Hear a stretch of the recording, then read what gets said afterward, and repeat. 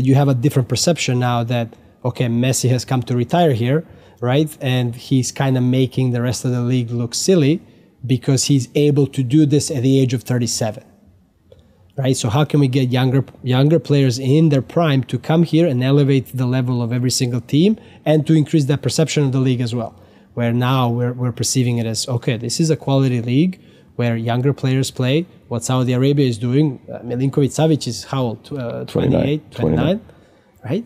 Mitrovic, you have younger players who have gone there to play. How can we do that here on this continent?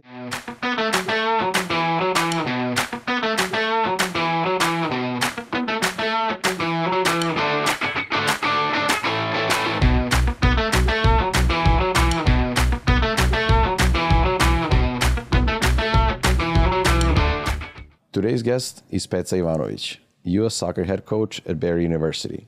We'll cover his U.S. story, state of the most popular game in the world, and of course, upcoming European Championship and Copa America. One of the quotes I got from Petsa, dreams don't work until you do the work. First thing, I want to welcome you to the show, and I have a very important question to begin with. Who is Serbia playing against in the finals of the Euro? Well, after seeing Spain today, I think unless the bracket ends up putting us in the earlier stages, but the Spain looked amazing today. Yeah, Spain looked there. I just watched the game. Actually, we're shooting this. It's Saturday, so Serbia's playing tomorrow. Probably going to post this after the game, but you know, I want to do the introduction. So you think Spain?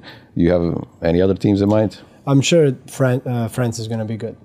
France, yeah, they're always good. Absolutely, they have everything. They have good backline. They have great midfield. They have very dangerous attack from both sides. Maybe they don't have a classic nine this year without Benzema, Giroud being a little bit older. But in general, Germany look good as well. Spain.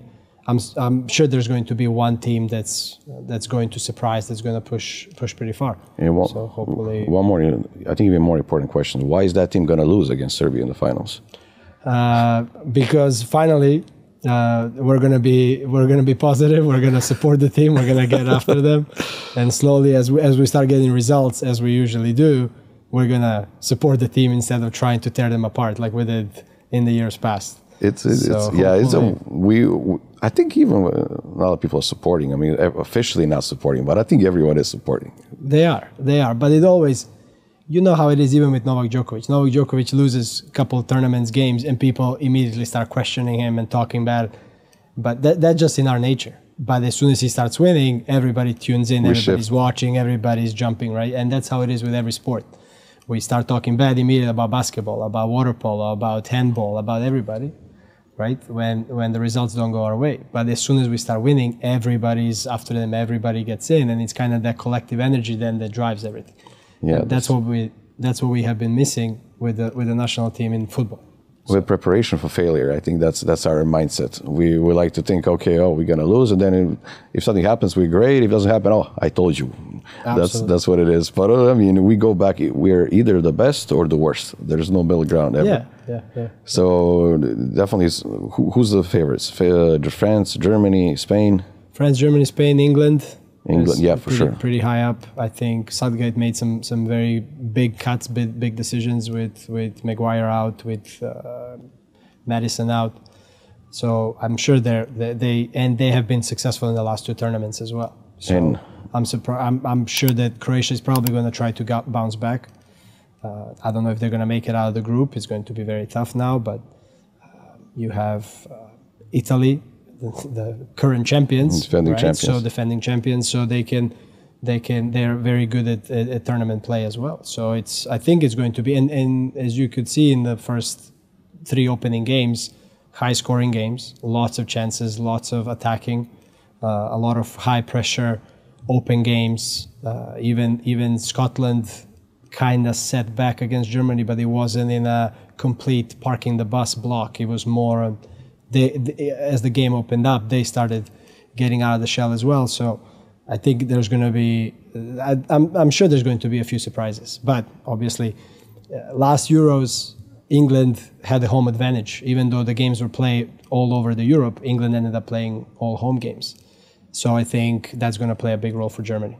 Yeah, it's going to be interesting. I mean, we're all I mean, the whole world is waiting to watch this, especially in Europe. But we have also Copa America here coming up and stuff. But what are you watching? You're a head coach, right? Yeah. So when you're watching, what you're looking for, the game, how the coaches react, what are you focusing when you're watching the game? We're fans, so when I watch the game, you know, I watch different things. But how do you look differently at the game than regular people that are not involved in sports? So I learned from one of my mentors a couple of years ago that an average fan just watches the ball, and wherever the ball moves, that's where they watch. So when I realized that, and I caught myself, then I started catching myself doing the same thing, and I said, okay, well, let me stop chasing the ball around the field, and let me focus a little bit more on formations and backline and midfield and how they move and how they rotate, how they open up, what are the runs the forwards are making. So it's more, for me, it's more tactical, and I prefer to see tactical cameras as well.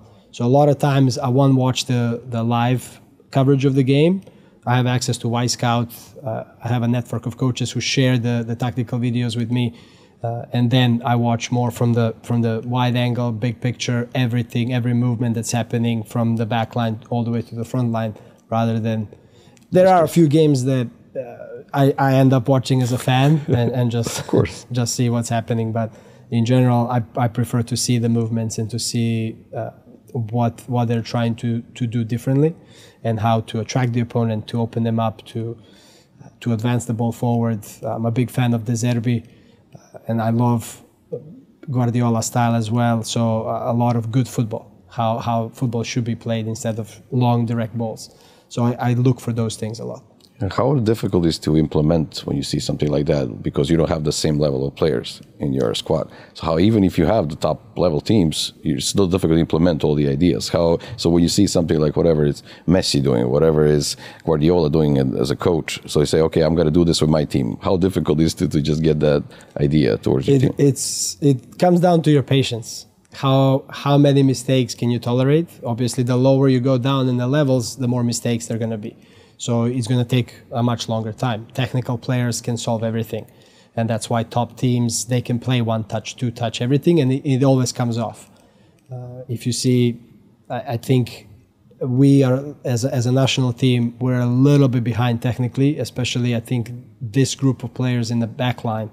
And that's where we struggle a little bit to execute certain passes, to execute certain things going forward.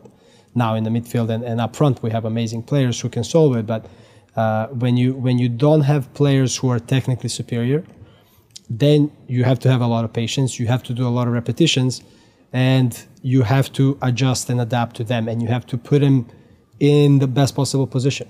Maybe it's more closer to the middle if they're better opening up to one of the sides. Maybe it's more to the side if they're better cutting in and then finding a pass.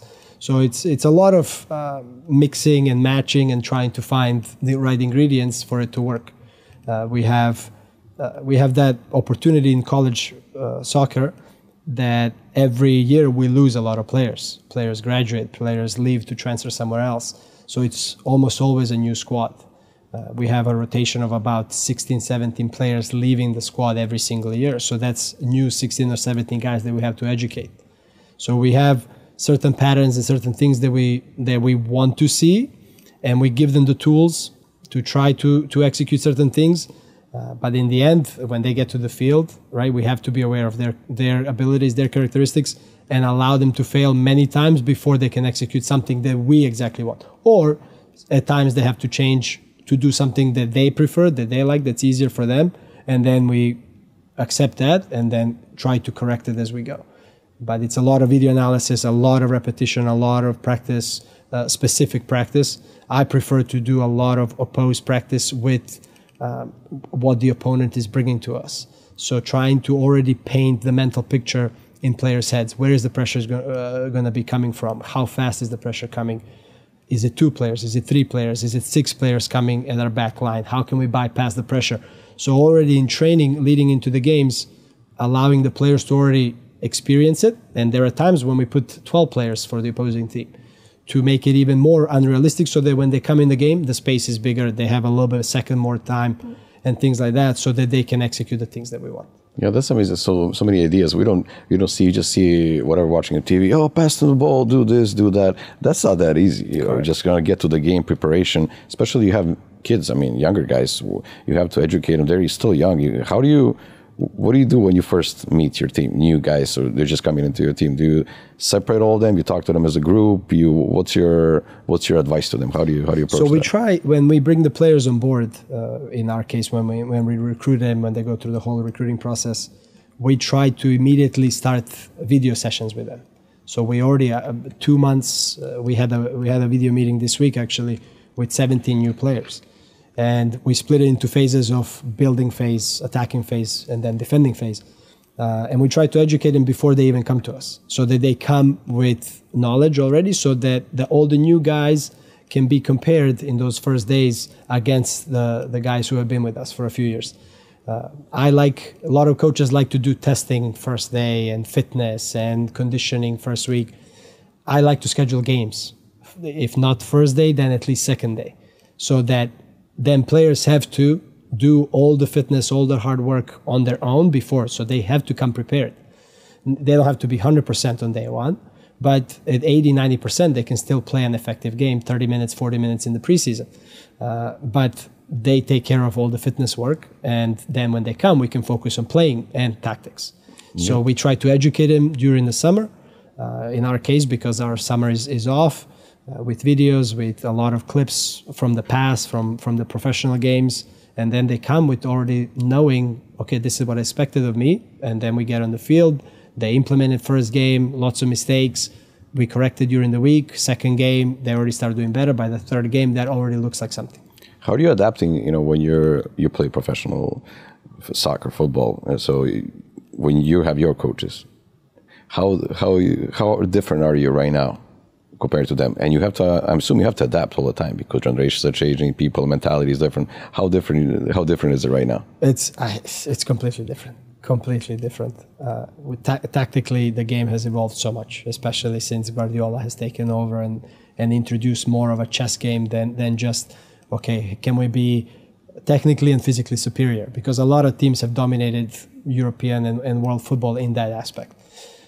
So since that happened, a lot of coaches have focused more on that, right? So then it's tactical aspect, it's technical aspect, it's finding the right ingredients.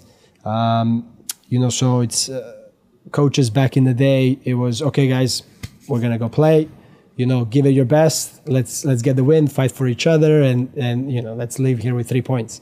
Now it's like a whole game plan for every set piece, for a throw-in, for a goal kick. You can see even in professional game, kickoffs. They have set plays for kickoffs now, right? So it has become such a complex game now that on the field. And then also talking about off the field, you have players that come with less hunger, players that come with everything was given to them their whole life.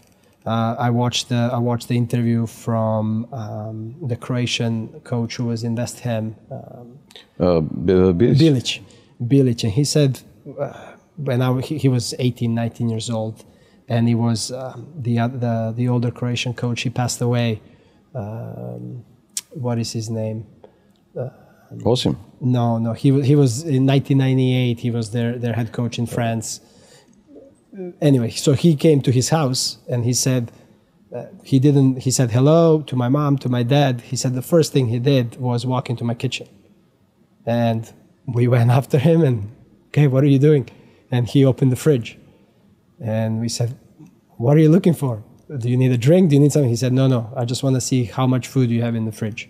Are you hungry? Do you have too much, or do you not have enough?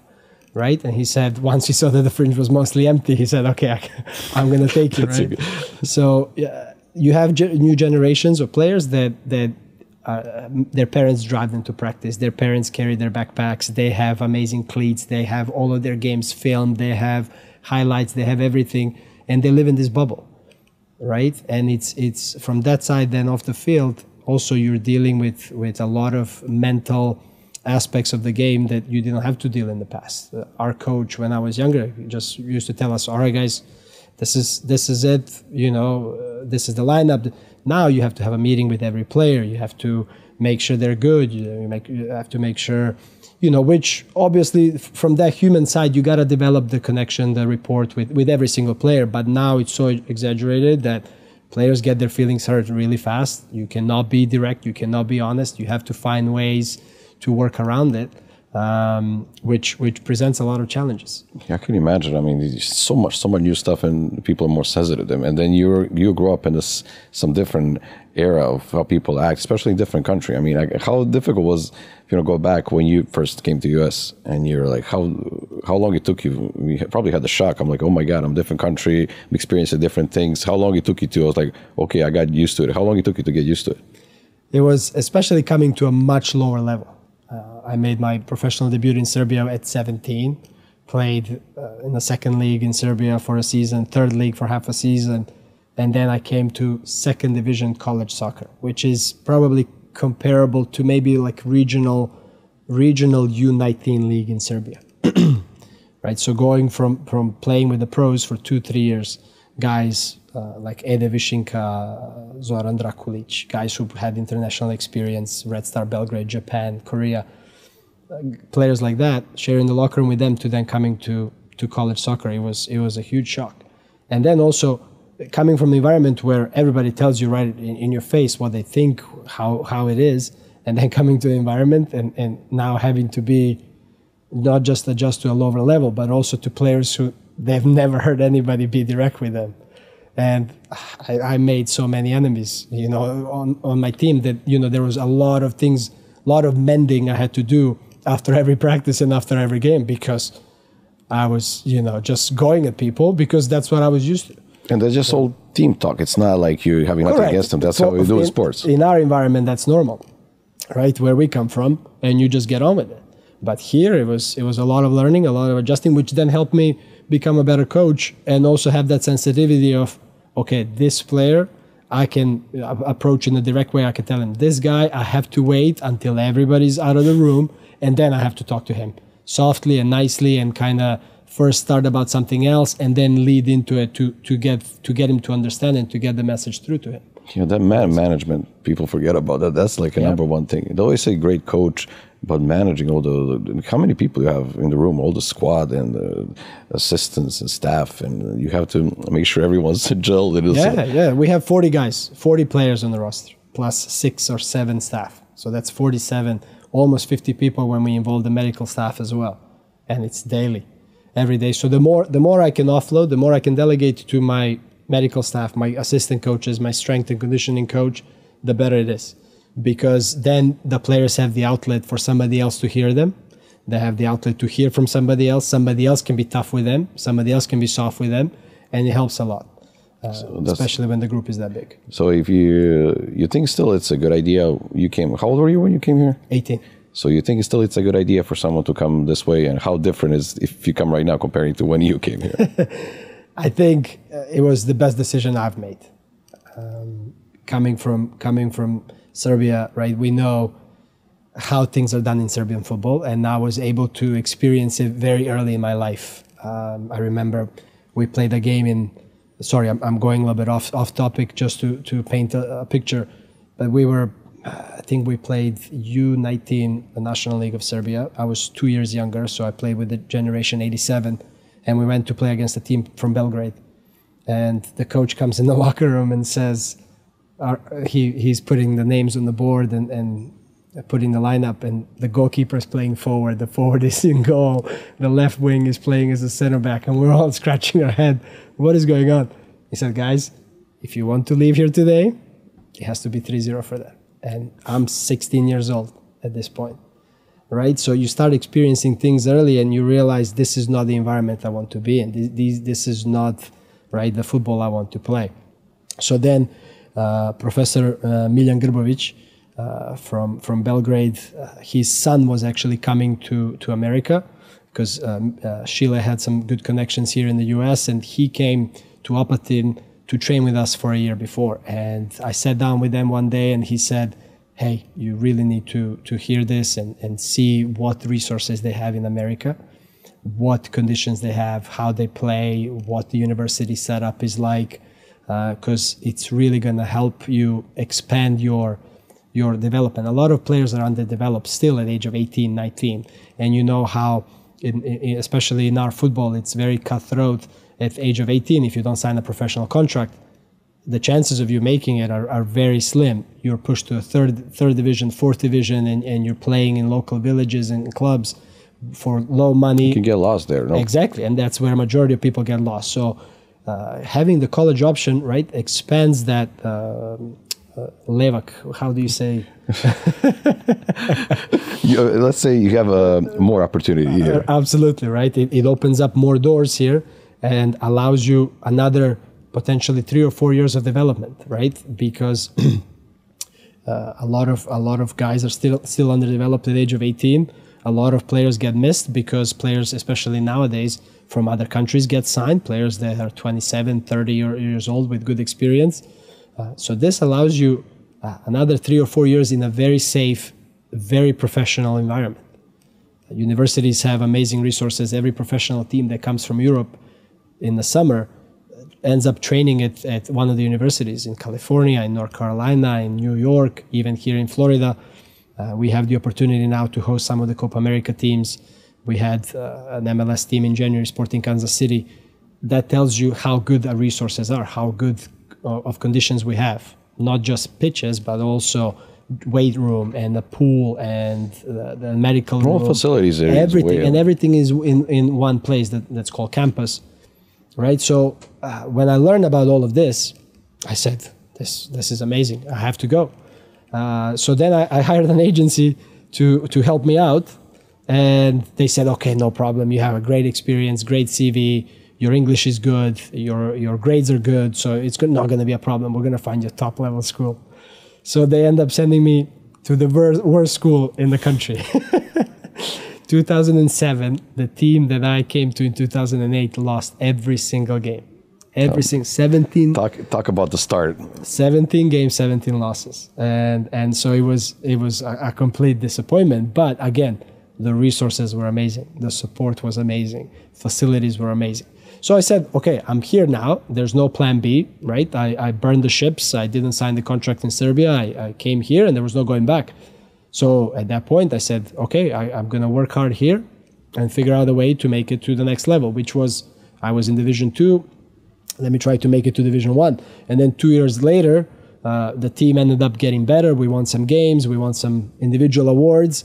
And then I used that to help me propel me to Division 1. And then I ended up in Jacksonville, 5 hours up north from here, and in Division 1 with a full scholarship in Florida, amazing university, amazing resources, and ended up playing there, developing even more. And due to injuries, I didn't take the next step. And that's the thing for young players from Serbia coming in, is not only do they allow themselves 4 years of additional development, not only do they get a degree, which is recognized worldwide, and a diploma in any specific It's always field. great backup if things don't work out. You have a degree. Absolutely. And you probably get it almost for free, or you have to pay a little Correct. money. Most of the players that come from our region get very, very good scholarships, and it's as a plan B to have that, right? And now they have even extended the OPT permit to 3 years. So potentially that's 7 years of being in the country, right? After you enter, which opens up even more opportunities to meet people, to find job, to do certain things, right? But also talking about football, now 16 years later, when I came, there was, I think, 20-something MLS teams, and there was a second league that had probably 12 to 15 teams. So really in the entire country, there was maybe 40 total teams. Now, MLS itself has almost 40 teams. USL has 2 leagues, USL Championship and USL League One. There is MPSL, there is UPSL, other national leagues as well that have a lot of teams. And then there are other local and city leagues, regional leagues that players can play after they finish college. So now the opportunities are even more, and the chances of players making. I'll give you an example. We won the national title with a university team in West Virginia, my previous team. Out of starting 11, 10 players are now playing professional level in America. One of them is in the MLS, goalkeeper for Philadelphia Union, Oliver Semle, and then we have 8 guys playing USL League One and 1 guy playing USL Championship, or 2 guys playing USL Championship. That's so, and most of them were international guys. when I graduated, there were not that many opportunities. And especially as an international with only 1 year work permit, it was very difficult to get in. So for all those reasons and for the lifestyle, especially for us here in Miami, in Florida, I think there's no better decision to make, because you're investing, even if you have to pay, right? Even if you stay in Serbia, you're going to have to spend $4,000 or $5,000 a year in certain expenses, right? The cost of living, the dorms, the going out, the clothing and stuff like that. Most of the players who come from our region end up paying about $4,000, right? If you invest $4,000 at the age of 19 to live in Miami and have everything taken care of, your food, your equipment, your training gear, right? You have amazing resources for development, right? And you put that on one side, and then you put, okay, I'm going to stay in Serbia and play third or fourth division for maybe 200 or 300 euros a month. What do you choose? Yeah, definitely. That's a great option. How do people, I mean, let's say kids or someone young, 18 or 17, I don't know when you start applying. How do you, okay, there's the United States over there. How do you actually just go and apply and get accepted? Is that a difficult process or? So what I found, and I hosted a clinic in Belgrade in 2019 to try to educate people. A lot of people don't know. A lot of people have never heard. Just like me, I was 18 years old and I've never heard of the opportunity to go and play college soccer in America. You were lucky to meet someone that knows about it. Absolutely, and I'll forever be grateful to Sheila for that. But a lot of people don't know. So I hosted a clinic to try to educate people, and there's more and more agencies and people who are returning back to Serbia after they graduate. They're trying to recruit people to expand their knowledge and show them the way. So I think it comes down to starting early, educating people early at 16, 17, so they can start the process early. Most of our guys struggle with English and getting good test scores, and they can even with low test scores, they can still find opportunities here in college. A lot of people don't realize the investment it takes in those initial stages. Testing costs a lot of money. Visa application costs a lot of money. Getting your transcripts translated costs a lot of money. Applying for school costs money. So there is an initial investment of about $2,000-$3,000 in kind of something that's a little bit uncertain. You know how we are with uncertainty, and we don't trust our own mother. So from that side, it's a little bit difficult to explain all of that to people, and some of them get scared when they find that out. But again, like I said, even with a little bit of a certainty, with patience, with good proper control and focus, once you find the university, once you find the scholarship, from there it's very, very smooth sailing, and it's an amazing, like I said, an amazing opportunity. So it's people obviously can reach out to me. I have a huge group of coaches from our region, from Slovenia, Serbia, Croatia, Macedonia, couple guys also who were born here. So in different divisions, in college soccer, in professional soccer, in academy soccer here in US. So I'm always open to help. All of those guys are as well, right? And again, I have a lot of connections in Serbia with people who are sending players already here. So the sooner they can start reaching out, the sooner they can start connecting, it's going to be better for them, because the process can be very tedious and very long. Yeah, I mean, it's a great thing that you're actually reaching out and telling people this, because we know how it is in soccer, in any other sphere of our lives. You're in Serbia, you want to get something, you want to ask someone. People don't want to that tell you like shortcuts, want to help you out, and especially in football, it's a lot of money involved, and everyone trying to make it before you, and you got to have the managers, you got to know someone, you got to do something. So this is like straight up thing you can do. You just need initial investment. Of course, not everyone can afford it, but it's a good initial investment, because after that you can, if you succeed, even living here, even if you're a regular soccer player, you don't have to be like mega star. You can have a decent living. Absolutely. And you're going to have a degree, and you're going to be United States if you're young. I think that's a great opportunity for anyone trying to play soccer. And the laws are in place here where you have to get paid.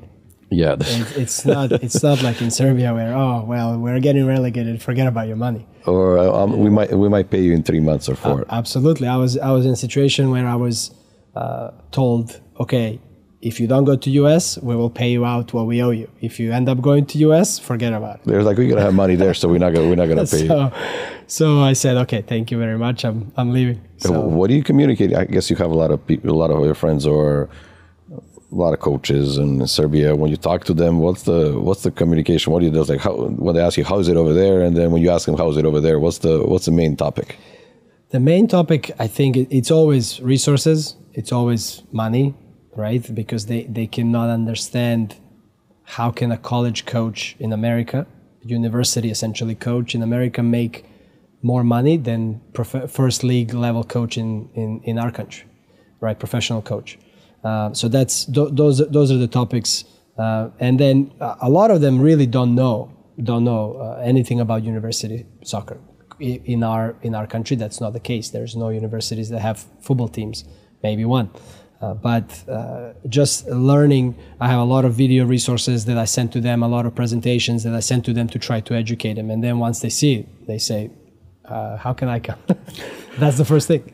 And the difficult thing is that most universities require coaches to have a degree from a university.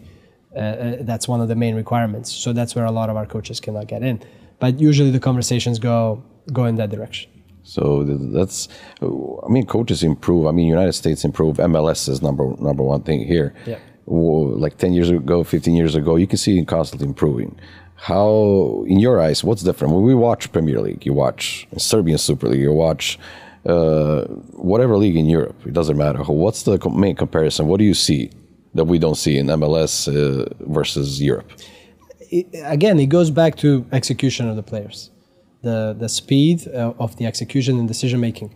You have players that are technically superior in those leagues, and that's why they're bought by those clubs, and that's why they cost as much as they cost. I don't know if you've seen the interview that Red Star Belgrade head coach gave after they played Liverpool. And he said, in Serbia, we will have to play 3 games back to back to back to match the numbers that we face in the game against Liverpool. He said, it's impossible for us on our level that we play to match the intensity of a Champions League game against a team like Liverpool. He said, we either have to, after one of our regular season games, we have to go out and do extra and ask our players to run sprints and try to mimic that, and that's how it is, right? I go to a lot of Inter Miami games, and technical execution of the players, physical capacities of players are not extremely different, but they are on a much lower level than of the players in top European leagues. Where do you rank MLS if you comparing to European leagues somewhere? I think MLS level wise, it is very similar to our Super League. Quality on the field, of quality of the product. Where MLS has much better product is off the field marketing and stadiums and everything else, the support around the game as well. I think that's probably one of our Eastern European leagues. I think any MLS team can probably compete against our top teams. Bottom level MLS teams can probably compete against our mid level teams in the league, in terms of there's a lot of young players, there's a lot of inexperienced players, there's players who are at the end of their careers, there are players that are trying to make it from South America, from different parts of the world. So there's a lot of mixing and matching going on, which I think takes away from the quality. Also, I think, right, the European players are developed and educated in a much different environment. The academy level here in the US is very difficult for the players. They play 3-4 games in a very short period of time. We've never played 3 or 4 games in a weekend. And that's the case almost with every team here in the US, apart for a few in the recent years. So the players that are coming up the ranks are not developed in a proper way. Also, what we talked about earlier about the mental aspect, you have a generation of players now that live for a highlight, right? And highlights are glorified, and everything is, I had one good move, or, I scored a goal and that was, supposedly I was the man of the match, right? In a proper football, you have to be consistent, right? Some of the best players in the world are the best players in the world. Javier Zanetti, for example, one of the most consistent players ever. He never had a highlight. He did everything that he needed to do every single game. And that's what you see from players like Messi and Ronaldo and Luka Modric and Benzema and guys like that. They're extremely consistent. There is no extreme highlights apart from Messi and Ronaldo, but there is no lowlights either, right? They do everything right. And now you have a generation of players that, recently I had a meeting with one of my players and he said, "Oh, I was great in practice today." I said, "Okay, let's sit down and watch the video." So we watched the video and we played for about 12 minutes, let's say. Out of 12 minutes, he touched the ball maybe 15 times. He lost the ball 13 times, right? He didn't run at all to help defensively. He made 2 forward runs, delivered 1 ball that defender could have cleared, missed it.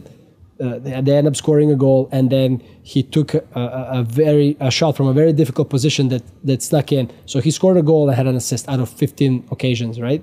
And he said, "I had a great practice." And I said, "You lost the ball 13 times. Your team suffered 3 goals because of that. You didn't run back." But in his head, he thinks that. So you're faced with a lot of players here, especially on this continent now and you can see the results of Mexico, USA, and Canada are not very good. You're faced with a lot of players that are satisfied with that, right? Not with high quality performance over a long period of time. And that's probably the reason why many American players leave at young age to play football in Europe, right? Because of the quality of development, because of the consistency, because of what people there are looking for. People there are not looking for highlights. They're looking for players who can execute it for 90 minutes over and over and over and over again. Yeah, it's difficult. It's a different level of players, so you got to improve. You're surrounding yourself with the best players. Yep. But here, do you think, let's say Messi and Suarez and whoever, with all the big names, and Giroud is coming right now, when they come here, do they elevate the league, or they adapt to the level that's already there? Because it's only a couple of players, and you have how many hundreds of players in the league? Yeah, I think they certainly elevate. You saw what Ibrahimovic did, Beckham back in the day. Now what Messi is doing, Alba, Busquets, all of those players, Suarez, right? People pay money, a lot of money, and stadiums are packed because they want to go see them. Why? Because they have the quality. They execute really well. They get people off of their seats, which in many cases, domestic players and players who have been in the league for a while can't do. The question is, how can we get players here at a younger age, at their prime, versus when they're end of their prime? So you have a different perception now that, okay, Messi has come to retire here, right? And he's kind of making the rest of the league look silly because he's able to do this at the age of 37, right? So how can we get younger players in their prime to come here and elevate the level of every single team and to increase that perception of the league as well? Where now we're perceiving it as, okay, this is a quality league where younger players play. What Saudi Arabia is doing, Milinkovic-Savic is how old? 28, 29, right? Mitrovic, you have younger players who have gone there to play. How can we do that here on this continent? I think this here is MLS. I'm not an expert on the MLS, but I think there's a salary cap, right? Yeah, there's a lot of restrictions. Yeah. So in Saudi Arabia, there's no salary cap. Correct. Problem. There are some different regulations, but correct. So I guess maybe that's a problem in the beginning. But also, I guess they're trying to limit the amount of players they're bringing in, so they're trying to develop local players. So there's probably a whole idea in place. Why is that the case? But I mean, it's improving definitely. More people are watching. I mean, it's like sometimes they call it a Messi game. Right? Like when they're Inter Miami playing. There's no Inter Miami. It's Messi game. Yeah. So, but they're learning more soccer. Even though it was Atlanta, they have like 60,000 people every game. Absolutely, an amazing. Where you have 60,000 in Europe, there's like maybe 20, 30 teams, not even that much. In Premier League or Germany, no one fills out stadium that much. So it's getting more popular. Absolutely, it is. And that's what I'm saying. How now in the next 2 years with FIFA Club World Cup next year, with Copa America this year, with FIFA World Cup in 2026, Olympics in 28, I think soccer is going to gain advantage, right? It's going to take local investors who are currently invested in NBA, in MLB, in hockey, in American football, right, NFL. It's going to take those people to come and spend money in soccer, right? That's when we can then see better salaries. That's where we can see better players, because in the end of the day, Premier League is Premier League only because of money. Of course, yeah. Right? You remember when we were growing up, we didn't watch Premier League. No, it was Saturday night, 9 o'clock, or Sunday night, 8 o'clock. It was Italian League. Serie A was it. And Italian teams were top. Right? And Spanish League, we watch Valencia, we watch Deportivo La Coruña, Madrid, Barcelona, right? Juventus, Roma, Lazio. We grew up with Mihailovic and Stankovic, right? But the money has gone with all the things that, especially in Italia League, with everything that's happened in early 2000s, and everything has shifted to Premier League. So it's all about the money in the end. If you invest a lot and you invest smart, you're gonna get returns. China has tried to invest a lot. I had an opportunity to meet our famous referee Marzic. They had an event at my university in April, and I asked him. I said, "What happened in China?" Because he was hired to work there, and he said, between COVID, between the large investment that happened too fast, not very organized, the things didn't work out. So, like you said, it's not just, okay, let's just throw a ton of money into the league and try. It also takes a lot of good thinking and strategizing so that domestic players can benefit, like you said, so that we can bring attractive international players and create a good product that's going to be out on the field. Yeah, let's not drop it. I mean, Copa America brings, right now it's even more expanded. I looked at the teams that are playing, so they have like 6 guest teams. There's like Correct. 24 or 16 teams, I forgot. But I know they have USA, Canada, Mexico, with all the South American teams, plus 3 teams from Central America, which is great. But there's going to be some games in Miami, and the United States, a couple of stadiums. That brings a lot of traction here. A lot of people are going to be watching. What do you think about who's the favorite for the Copa America this year? I think Uruguay has done really well. Uruguay has done really well. You follow them a lot, or yes? Bielsa is one of my favorite coaches, and they actually reached out to practice at our facility, but our facility wasn't up to the level that Bielsa wants. So oh my God, so he has high standards. We had to settle for Panama and Peru. They were happy, but we might get Bielsa if he makes it to the final in July, because we're going to host the finalists. I think Uruguay is going to be very good. They're very dynamic, very, very well organized, very high paced, which is Bielsa's football. I think you have amazing quality on Brazil team. Argentina has experience of winning, right? Copa America recently, World Cup.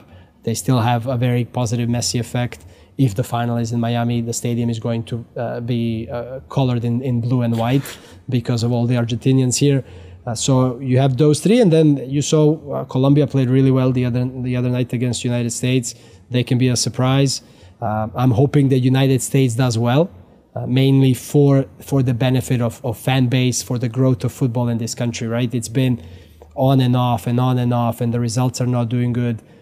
You know how American people are. They love winners. They love to go to the Olympics. Why? Because they win everything at the Olympics. Yeah, that's right. True. They love their NBA because they always win. Right. They love things like that. They love World Cup. They love the big scene. Whenever everyone's watching, whole world is watching. Exactly. They want to be there. They don't want to play in events where nothing's happening. So even Olympics, you have basketball team. All the best players are playing. Absolutely. World Cup, no. So, but World Cup in football, soccer, it's everyone wants to be a part of. So I hope they do well, because every time they do well, the football grows in this country. It helps everybody, especially for us who work in the industry. But I think I see Brazil doing better. They haven't been very successful in the last few years, right? They lost to Croatia. They got beat by Argentina. So I think it might be between Uruguay and Argentina, unless they meet themselves. Let's see the prediction. That's a good prediction. Uruguay, Argentina. Well, how does it feel hosting like national team? You have the whole. How does that work? All the preparation, and it must feel great meeting all the players and the coaches. How does that make you feel? It's amazing because right, you live for this. For us growing up, every time you see a national team play or you meet a coach, it was a dream come true. I remember meeting Tumbakovic, the famous Partizan coach, and he signed the paper on my back. The autograph. Never-ending happiness. Huh? Absolutely, and then meeting famous people, right? So when you're in that environment, right, that's the highest level, right? National team, big competitions. So when you get these guys in, the energy changes completely.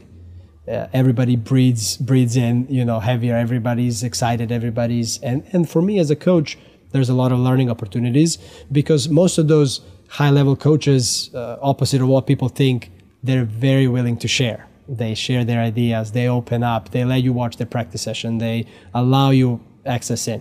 So for me, from that aspect, only is amazing. And then you get to share experiences. You talk to players as well about certain things. You make good connections. So really, it's a completely like a very productive, energetic, amazing environment. And then it helps me because to host teams like that, your surface, your pitch, your environment has to be top level. So there's a lot of investment, there's a lot of changes, a lot of improvements going on, which benefit me, my recruiting, right? I can help players. Recently, we had, as a byproduct of that, right? Sergio Aguero reached out to come and train at our facility because of the quality. Last year we had Dybala, we had Tuco Correa, we had Jorge Sanchez from Ajax now in Porto. How are those guys in private? Amazing. They're very open, very down to ground. We hosted a friendly match against Sergio Aguero's team last week before they went to the TST tournament in North Carolina, right? And Nemanja Vučićević, our famous player, was there as well, right? And you play. It's almost like a game in the park that you play with your friends in front of the building. But how does it? Right? I mean, I can imagine you watch those players on TV, and now you're there playing with them. Yeah, and right. So you are starstruck, but they're so normal that after a while you say, okay, this is just another person. But you see that brilliance when they play. You're like, oh yeah, that's Aguero. Absolutely. Obviously it's at a much slower rate. But 2 years ago, I got invited to play in a famous Legends match. It was Americas against rest of the world. So Americas were represented by Javier Zanetti, Mascherano, Juan Sebastian Veron. There was. Who else was in that squad? It was packed. Dida. It was packed with. Oh my God, that's like the Jermaine best Jones, players ever. Right, the players who have played 2, 3, 4 World Cups, won numerous Champions Leagues, European leagues. Right, on my team we had Patrick Kluivert, we had David Trezeguet, right, the guy who's won European World Championship. We had Marko Mitrovic, who is currently the U23 coach, was playing with us. We had. Who else was in our squad? The player from Atletico Madrid, the center back. He was there for a few years, right? Mikel Silvestre was with us as well, right? So, I go in the locker room, and they're all coming to me and shaking my hand and greeting me and stopping and talking to me, right? They don't even know who I am. I do have Ivanovic last name, so when they saw the jersey, maybe Branislav Ivanovic, he lost some weight and shrunk down a little bit. But you stand and you talk to them, and Javier Zanetti has been my idol since I was 5 years old, right? First jersey was his, everything, right? And you stand and you talk to him, and he talks to you, Mascherano as well, like you've known them forever. Like you're their friend, and you can talk about football, you can talk about life, you can talk about weather, you can talk about anything. And then you go out on the field, and Zanetti, he's 40-something, 45, almost 50 years old now, right? And he runs up and down the line like he did in Inter in 2010 in the Champions League. He's never going to stop doing that. Right? Mascherano, for example, there was a 50-50 ball. I was playing on the right wing, and he was playing a center back. And we pulled out their left back, and the ball was played through, so I'm running down the right flank, and it's a friendly game, so you're thinking, okay, Mascherano is gonna, he was a little bit late as well, and I'm thinking, okay, he's gonna go easy, it'll be fine.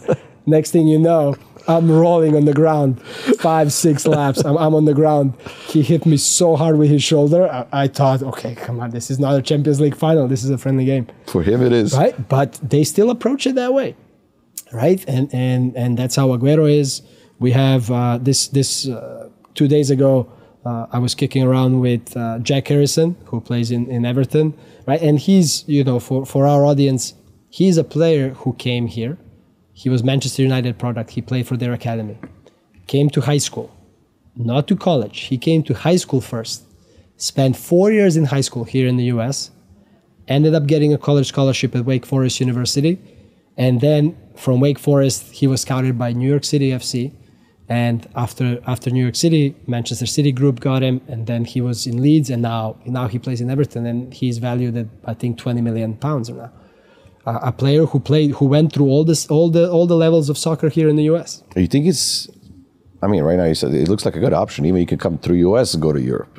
Yeah. You don't have to go straight from Serbia, whatever you're from. You're coming as a young player. Absolutely, and all it is just getting into a safe environment where. A very safe and organized environment where you know what you're working for, and it's all up to you. It's not up to some manager, or it's not up to somebody's, some boss has a son who then comes and takes your place, right? We know a lot of those examples, right? It's not up to other people. It's all up to you. It's all up to you. And if you do well, and if you have the quality, that's going to be recognized. And that I think that's the biggest difference between progressing here in the US, not just in football, in every other industry, versus in our region. Yeah, that's also there's a big mentality difference. How do you compare? I mean, with Miami, so I guess a lot of South American community, a lot of people speak Spanish. Let's say Spanish, English, Serbian. All the people speak in different languages. What kind of mentality you use? You adapted this to local one. You brought your own. How do you talk with the South Americans? How do you talk with people from Europe? How do you approach different scenarios? I'm fortunate to speak a couple languages. As you know, growing up in Serbia, you had to watch telenovelas. There was no other way. That's how you start with Spanish. You had one TV in your house. Your grandma was watching telenovelas, crying over Esmeralda, and you had to watch. So sometimes even the replays, right? So you learn Spanish. I had a very good base. In our schools, right, they taught us French, German, because I lived up north, right? English. I was studying Latin for 4 years, right? So you develop a very good base. I'm saying this because then you're able to know the language. When you know the language, the people accept you completely differently. As soon as you start speaking in their language, even if you're making grammatical errors, even if you are making mistakes, it doesn't matter. They immediately expect, especially the South Americans, especially the Latin people, they're very open, they're very loving, very passionate, and they take you in as one of their own. And I think that's why I was able to make a lot of connections here and be relatively successful in the last 2 years in recruiting and scouting local players and helping local players and getting connected to the point where I'm going to be working Uruguay game next week at the stadium, potentially in the locker room, helping out Uruguayan team the week after with Argentina game, and then at the final as well, right? Because the Copa America representative who is at my university as a site rep speaks Portuguese. I understand Portuguese. I'm not good enough at talking yet, but I understand really well, and we can connect and we can talk, and he can help me out. So I think when you have that background with a lot of experiences, not just from football but from life, when you've gone through all the levels, all the stages, met all the people, and then you speak languages, you open yourself a lot of doors. People accept you much better, and especially in this environment here in Miami, it gives you a lot of advantages. You mentioned a couple of coaches. Who's your role model as a coach? I like De Zerbi a lot because of the way he plays. Marko Mitrovic is one of my mentors, so I follow him a lot. He was with Veljko Paunovic when they won the World Cup with Serbia in Chicago Fire. Now he's the U23 coach of the Olympic team of the United States. He's going to be taking them in Paris in July. Aleksandar Rogic, who was assistant to in 2010 World Cup in Serbia with Radomir Antić. He's a person I met completely by chance, by accident, and who has opened up to me, again, just like all the other professional players that I've met, and gave me so much knowledge. I've sat with him in 3 different Zoom calls for over 4 hours each, where he's completely showed me his philosophy, his style of play, how he likes to do things. He was the assistant with Nikolic in Qatar, I think, in one of the Middle Eastern countries recently. But those 2 guys from our region. I follow Veljko Paunovic as well, but De Zerbi would be the one that I try to model my team after and try to play similar like him. Obviously, I love to read a lot, so I've read all of Pep Guardiola books. I read all Jurgen Klopp. You have to read the best. Absolutely, Ancelotti, right? Mourinho. All of these guys you can learn something with, and as changing as our environment is, and as much adapting as we have to do, it helps, right, to learn from these guys who have been through so much. I like the guys that love to play football, right, and have the value of. You saw the recent interview of Luis Enrique when they asked him, so what's going to happen if what's going to happen if you lose in the semifinal against Borussia? He said, what's going to happen? The life is going to go on. We're going to do our best. We're going to try to play the best football we can. And if we lose, we lose because Borussia was better, not because of anything else, right? So I like the guys that value and respect the true essence of the sport. Now questionable with Manchester City and everything that's going on behind the scenes, right? But the guys that want to play the good football no matter what, right? I'm a big fan of Barcelona. When you watch the game against Manchester City against Real Madrid played very similar to how Red Star Belgrade played. Real Madrid's value on the field is 1.2, 1.3 billion, right? Dollars, euros. Red Star's value is what, maybe 50 million, let's say, right? They ended up playing exactly the same way that Red Star was playing. They didn't cross the half. One time they crossed the half, they scored a goal. Red Star did the same. Red Star crossed the half one time and scored a goal in the first half, if you remember, right? So I don't like that. I like Ancelotti as a coach, but I don't like people who take anything just to win, just to get the result. If you're gonna win, right? And that's the true essence of the sport, right? To do your best, to play, to be who you are, right? Not to cheat, not to cut the corners, not to hide and escape. The true essence of the sport is, okay, I'm gonna be myself and I'm gonna do the best I can, right? To challenge myself, to challenge you, right? And then the better team is gonna win. And that's why I have a lot of respect, right, for guys like Guardiola who do it their way time and time again. Luis Enrique, De Zerbi, who goes from a low-level Italian team with average players and does really well. He goes to Ukraine, completely new team, new players, does really well with his philosophy, with his style of play. Country, complete different culture, everything. Right? Goes to England with a mid-major team that's never been successful. He's successful, right? So executing his style, standing up for something that's good, standing up for something that's obviously a lot of different opinions on what's good, what's not, but those are the guys I support. It's amazing. I mean, I want to talk to you about life is not a straight line. You decided, okay, you thought I'm going to be a professional footballer. Okay, I'm going to do this. That's my dream. I'm going to one day play with the best players in the world. But you managed to play with the best players in the world, but that was not the straight line. You started on your career, but in those difficult moments, some people like you think you're going to take 2 steps back. Yeah. But you're actually taking like 4 steps forward. You don't see it. Those years, when little difficult moments, you're going through, okay, this is not my dream. I got to do better. I got to do this. I got to do that. So how do you manage to talk to you? What's the inside pep talk? Like, okay, I got to go through this. What was pulling you forward? What was driving you forward? I mean, you grow up with a lot of experiences, right? In our case, we grew up in a country that was torn apart by war. I remember I was 1994, 5 years old. I'm standing in line for 3 hours with my parents to get sugar and bread. And I don't know if they were giving milk or no. I think it was just sugar and bread for 3 hours, right? After 3 hours, you go in and you get a bag of sugar and you get a loaf of bread, and that's all you have, right? And you go and you make it work, right?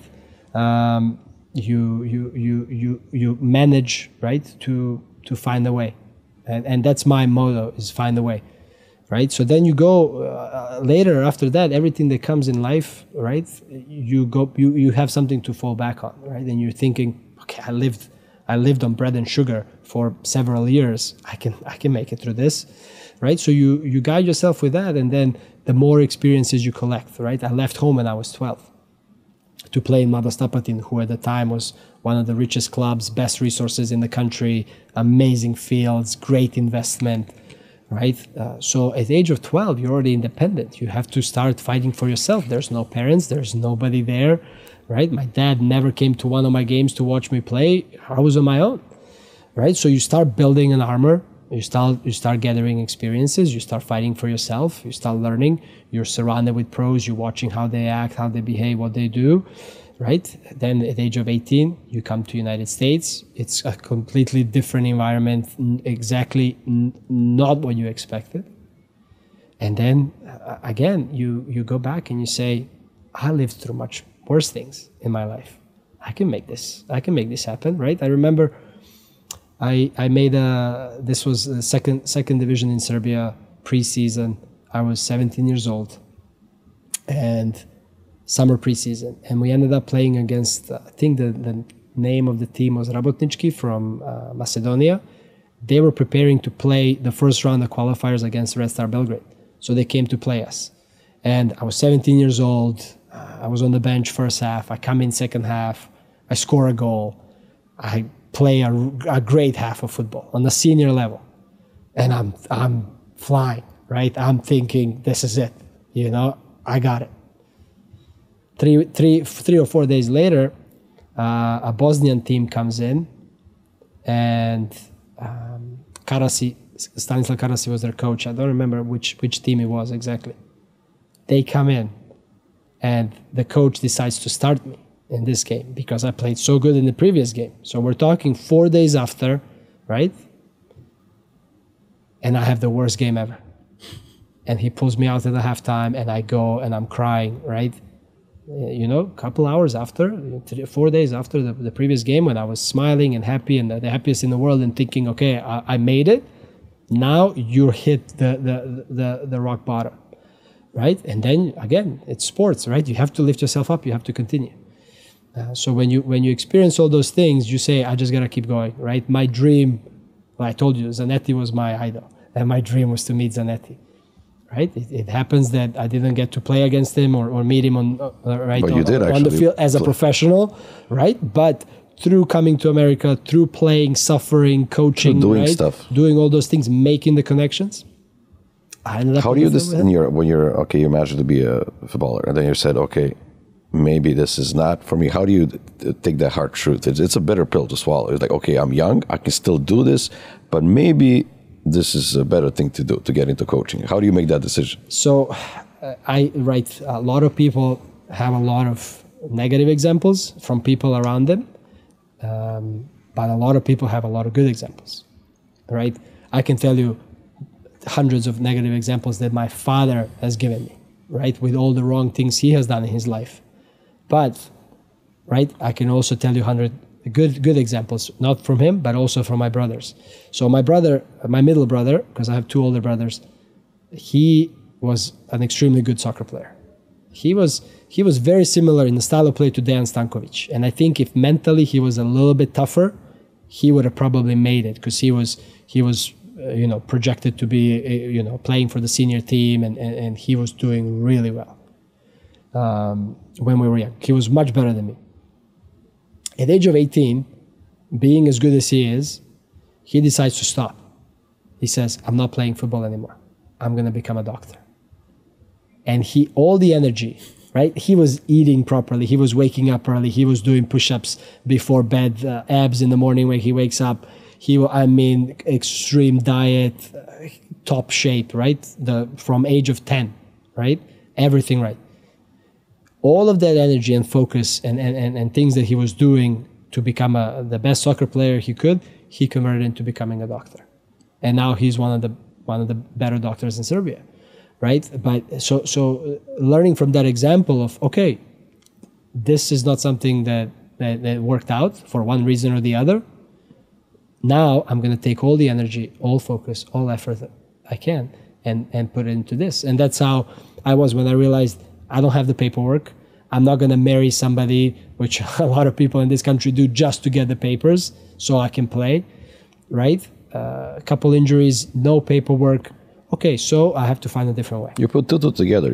I don't want to leave the sport I love, right? This is what I set out to do. Okay, I'm gonna try and become a coach.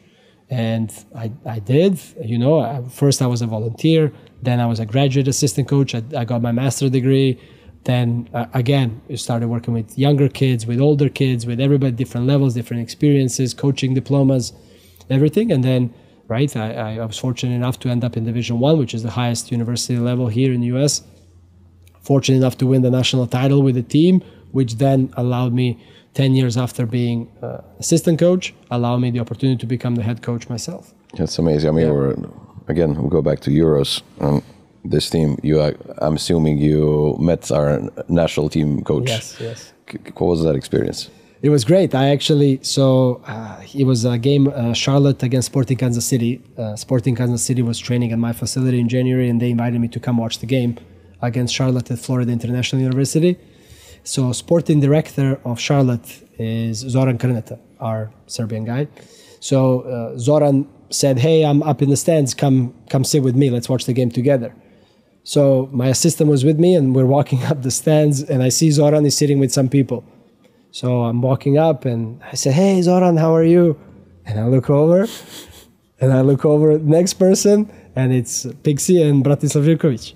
And Bratislav Živković was a hero because he scored against Barcelona in 1996, if you remember, right? So I'm, no way, how is this possible? So, and then we sat down and like I said, just like with everybody else, I've met amazing people, completely open, completely honest. You know, we watched the game. We stayed for about an hour after the game as well, talking about everything. So it was a great experience. Great experience. I mean, I'm assuming. I mean, I'm thinking. I'm gonna do like whatever he said. We will do it. I'm gonna go with that. So we're gonna qualify for 2026 World Cup over here. Yes. What are the odds of you hosting them over here? So, well, we are in the middle of negotiations with FIFA referees. So Radomir Mažić, Milorad Radomir Antić, Milorad Mažić and Pierluigi Collina and Massimo Busacca are in charge of FIFA referees. So we hosted an event for them in April, and they were extremely happy with how we hosted them, with the resources we have. So they approached us to become a host site for all FIFA referees for next 2 years. So we are on Tuesday. We have a final meeting to sort out the 2025 for the Club World Cup, and then after that we're going to start talking about 2026. If that happens, then my facility is going to be extremely closed just for referees. So we won't be able to host any of the international teams, but that's still not a done deal. So maybe there is a hope. Maybe there's a chance. Maybe there's a chance. Where do you see yourself in 5 years? In 5 years, I would like to. This is the goal that I set out for myself. Is I have 2 young daughters, 6 and 5, and growing up, my mom and dad were working extremely hard, and they didn't spend a lot of time with us.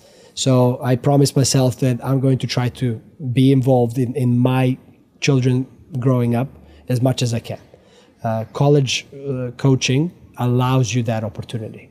It's not a relaxed job, but it's a job that allows you the flexibility to have some time off, especially as a head coach, to designate your schedule the way it allows you to spend time with your kids. Because I want to educate my kids, I want to help them, and I want to see them grow, and I want to spend time with them.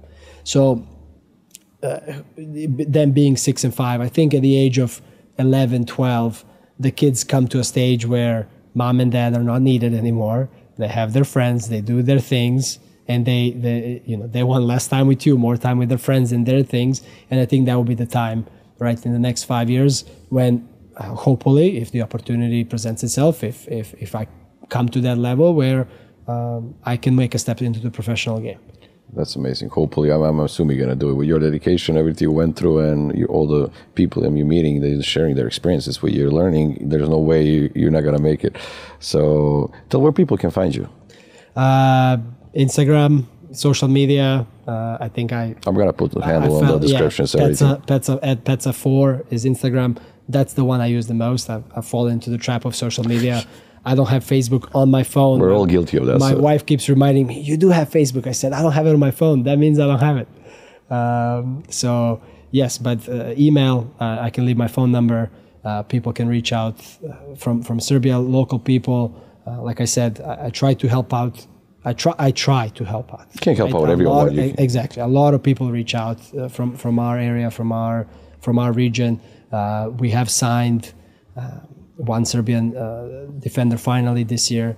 We had misfortune with 2 Serbian guys. One couldn't pass English. He ended up playing in Ofka Beograd, Kudrić, center forward.